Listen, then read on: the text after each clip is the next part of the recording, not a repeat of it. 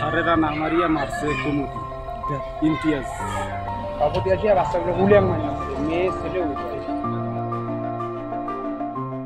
রংপুর মহানগরের হারাটি উচ্চ বিদ্যালয়ে অর্ধশত শিক্ষার্থীকে বেধড়ক পেটানোর অভিযোগ উঠেছে বাংলাদেশ গণতান্ত্রিক ছাত্র সংসদ বাকসাস মহানগর কমিটির আহ্বায়ক ইমতিয়াজ আহমেদ ইমতির বিরুদ্ধে।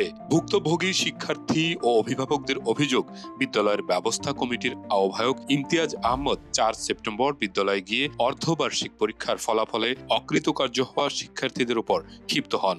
এরপর একে একে ৩টি শ্রেণীকক্ষে প্রবেশ করে প্রায় অর্ধশত শিক্ষার্থীকে মারধর করেন। ঘটনার বেশ কিছুদিন বিষয়টি ধামাচাপা দিয়ে রাখলেও ক্ষুব্ধ অভিভাবকদের কারণে শেষ পর্যন্ত বিষয়টি সামনে চলে আসে।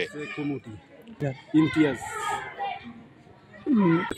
ছেলেদেরকেও মারছে, মারি মারি মনে করেন ফাটি দিছে, মেয়েগুলো বিয়ে দেওয়া যায়।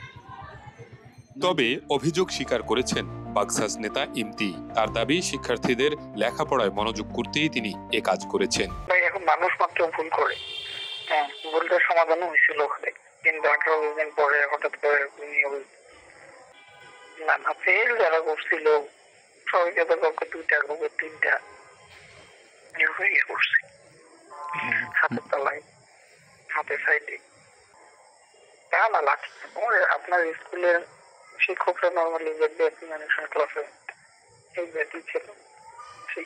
ঘটনা প্রকাশ হওয়ার পর ক্ষুব্ধ অভিভাবকরা বিদ্যালয়ে গিয়ে প্রতিবাদ জানালেও 18 দিন পেরিয়ে গেলেও প্রধান শিক্ষক কোনো আইনি ব্যবস্থা নেয়নি বলে অভিযোগ। এই ঘটনাটা আসলে একটু জানতে চাই। আপনি কি বলছেন? আমি ফেরদৌস জয়, আমি গণমাধ্যমে কাজ করি।